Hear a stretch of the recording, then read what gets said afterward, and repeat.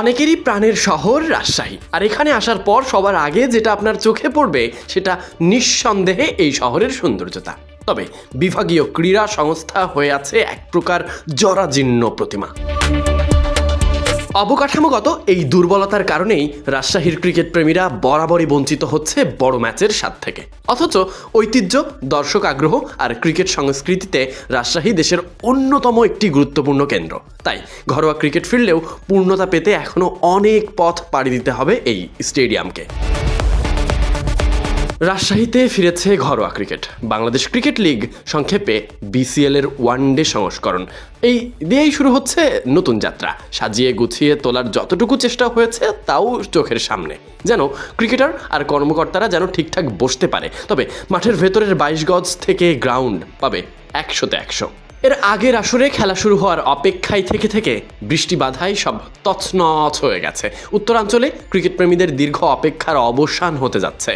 বগুড়া ও রাজশাহীতে একযোগে শুরু হচ্ছে বিসিএল। খেলা শুরু হতে মাত্র একদিন বাকি আছে, অথচ রাজশাহী স্টেডিয়াম এবং আশেপাশের এলাকায় চোখে পড়ছে না কোনো ব্যানার, ফেস্টুন কিংবা বড় ধরনের ব্র্যান্ডিং। উৎসবের আবহ তৈরির জন্য যে প্রস্তুতি থাকার কথা তার ছাপ নেই কোথাও। রাজশাহী স্টেডিয়ামে এই যেন সবচেয়ে বড় আক্ষেপ। রাজশাহীর ফ্লাড লাইটগুলোর অব্যবস্থাপনা। প্রয়োজন পড়লেই বিভাগীয় স্টেডিয়ামের লাইটগুলো খুলে নিয়ে যাওয়া হয়েছে অন্যত্র। একসময় রাজশাহীর ফ্লাডগুলো সরিয়ে নিয়ে যাওয়া হয়েছিল সিলেট স্টেডিয়ামে। এরপর নতুন করে এখানে ফ্লাড লাইট বসানো হয়নি, ফলে পুরোপুরি অচল অবস্থায় পড়ে আছে। রাতের ম্যাচ এখানে আয়োজনও সম্ভব না।